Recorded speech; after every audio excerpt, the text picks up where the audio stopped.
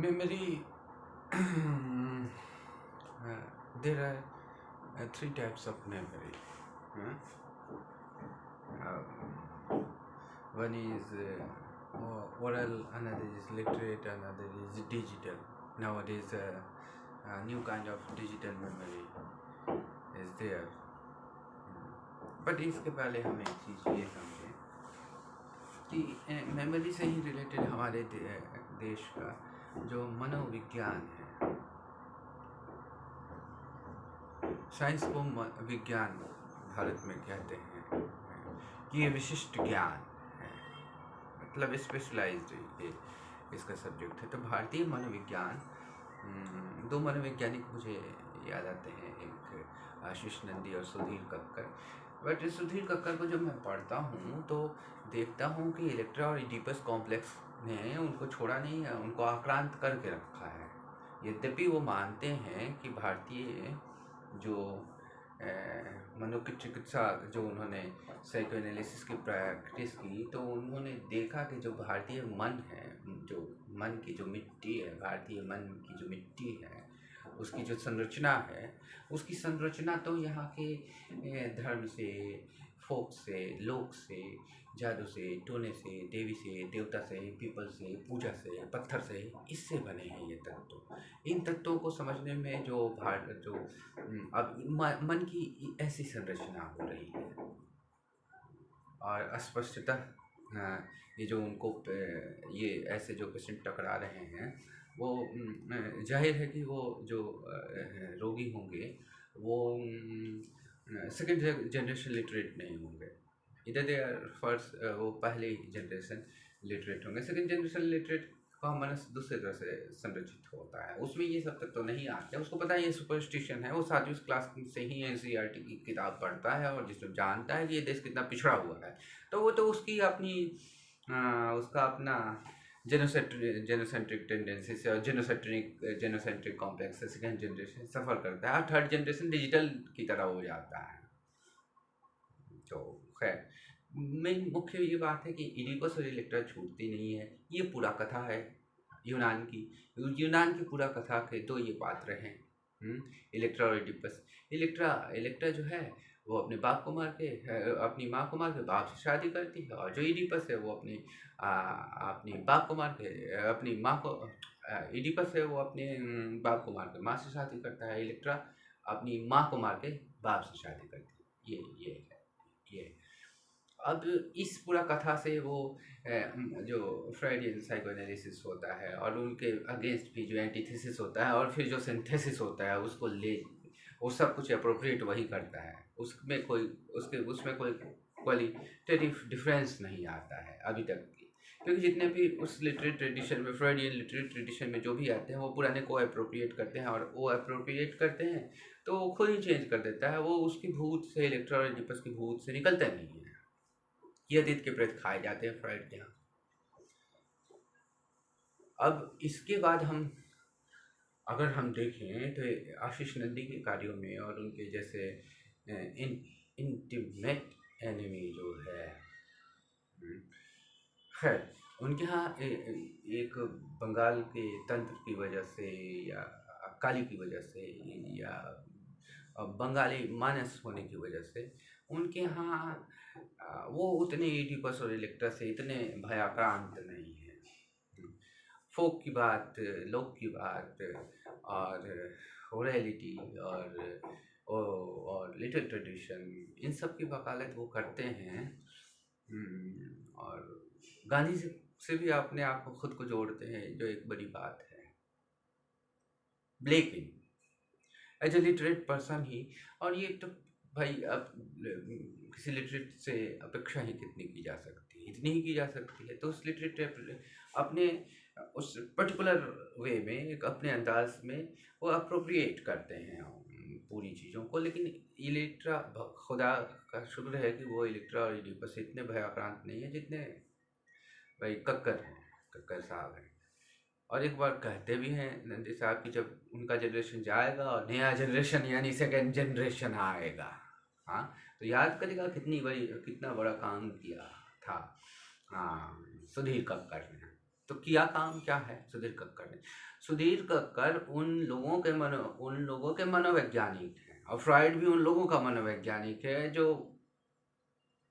वही रेनेसा के बाद जो कॉन्सेप्ट ऑफ ह्यूमन बीइंग आ रहा है, और जो कि उस कॉन्सेप्ट में अपने आप को मोल्ड करके बनता है। जो स्कूल में फर्स्ट जनरेशन में तो चूँकि ओरैलिटी रहती है, कुछ मेमोरी ओरल मेमोरी रहती है, और within the personality there is a dominance of oral persona over the literate persona.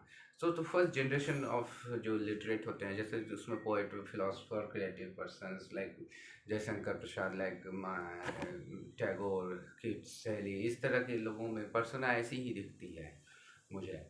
तो ऐसे जनरेशन के लिए Sudhir Kakkar is not fit for that generation. He is fit for the next generation, जिसके पास वो reality सूख जाती है, केवल वो लिटरेट पर्सोना रह जाता है। और वहाँ पे फ्रॉइड का, बिकॉज सब कुछ तो मानसिक अय्यासी ही रह जाती है, सब कुछ कागजी पैरहन, हर पैकरे तस्वीर का जब हो जाता है, तो ऐसे कागजी पैरहन और कागदी के लिए, जिससे कबीर भी नफरत करते थे, उनका अपना मिजाज था, वो नफरत करते थे, लेकिन जैसे जिसको बनना है वो वैसे बनेगा। तो उसके उसके लिए सबसे बड़ी बात है कि अब भारतीय कोई मनोवैज्ञानिक आया नहीं, और वैसे तो भारतीयवाद का और भारतीयकरण का और स्वदेशी का इस देश में अलग ही तरीका है। लेकिन ये स्वदेशी भी क्या करते हैं, ये विदेशी ही खानों से विदेशी ही खानों से स्वदेशी तत्वों को पचाते हैं विदेशी खानों में और पेश कर देते हैं। नहीं तो भारतीय मनोविज्ञान में जब अगर बच्चा कोई बड़ा हो रहा है और जिसके उन अनुभवों के संसार में जिससे मनस की रचना होती है, मनस के जो मिट्टी है, जो उसके बीज हैं, उसके जो दूब हैं, उसके फल हैं, जो फूल हैं, जो टहक है, जो सकूह है, वो उसमें कहीं उसको जो थोड़ा अज्ञात है, उसको किसी ज्ञात से जानने के लिए, जो ज्ञान ऐसे ही मिलता है, जो अज्ञात है उसको ज़्यादा ज्ञात से जानने की कोशिश करते हैं।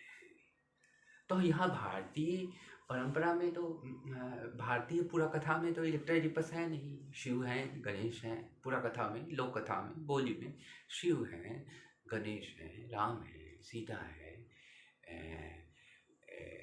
राधा है, कृष्ण है, आदिवासियों के यहाँ तरह तरह की देवी हैं, देवता हैं। तो ये इतने सारे कॉम्प्लेक्स क्यों नहीं आए भारतीय इसमें, और क्यों नहीं मेन स्ट्रीम जो प्रैक्टिशनर हैं वो इनका इस्तेमाल करते हैं इसको।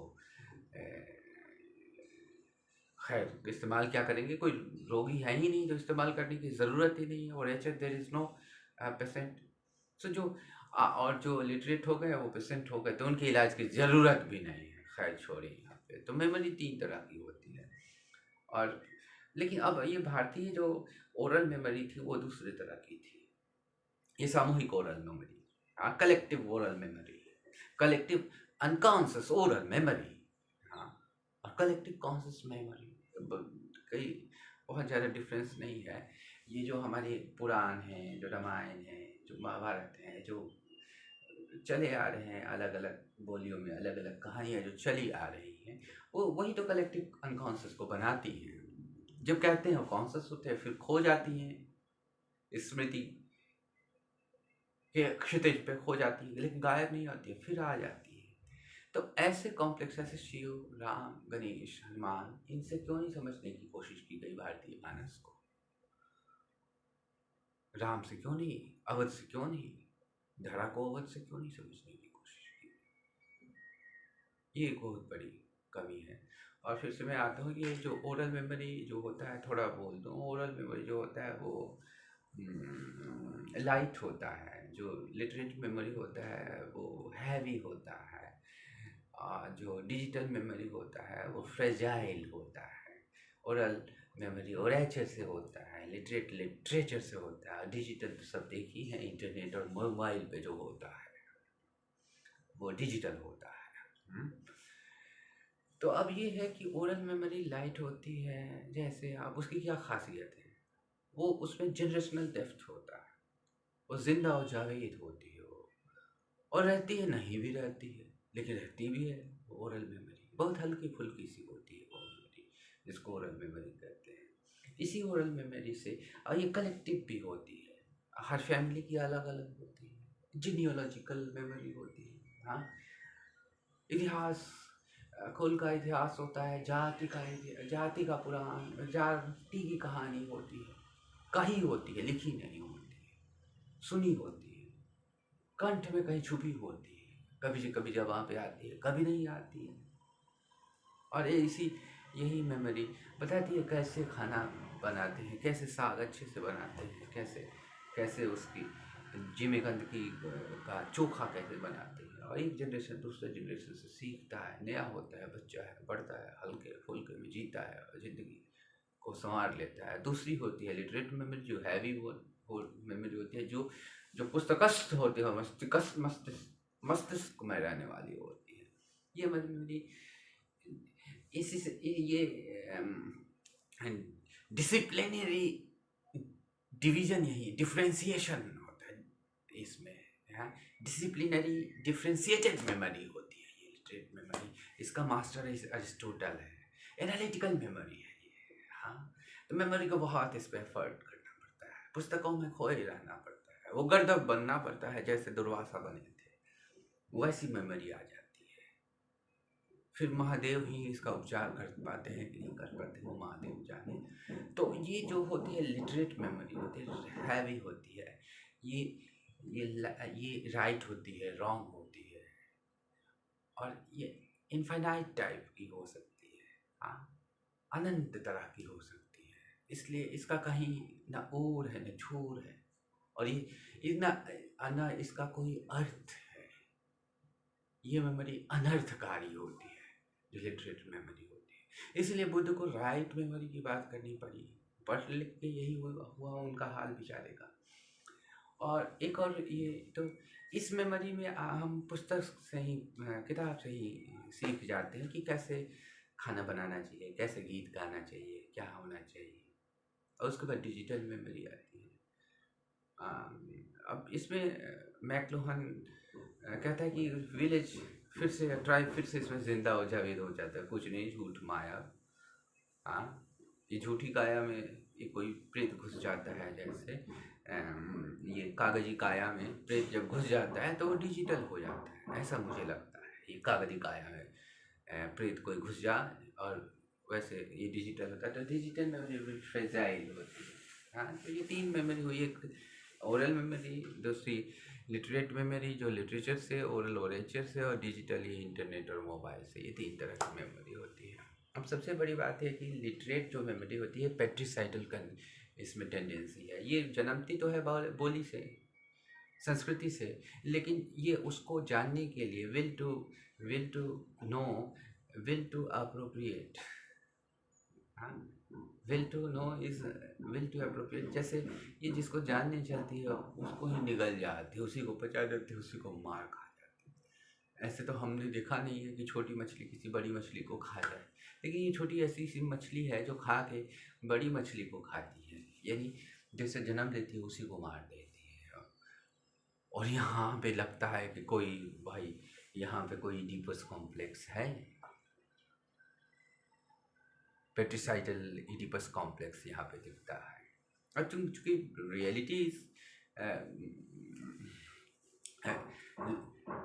created, literally created here, fictitious reality, fiction is there, so यहाँ पे वो पेट्रिसाइडल टेंडेंसी लगती है कि लिटरेचर देखेंगे जहाँ जहाँ गाने, लोक धुन, लोक संगीत, गाने वाले कई जनरेशन से रहते हैं, अचानक वहाँ पढ़े लिखे लोग पोथी लेके पहुँचते हैं, उनको लिखते हैं। आप देखेंगे कि वो लोक कंठ गाया, और आपको उसकी कैसेट और रेडियो पे अजायब घर जारी।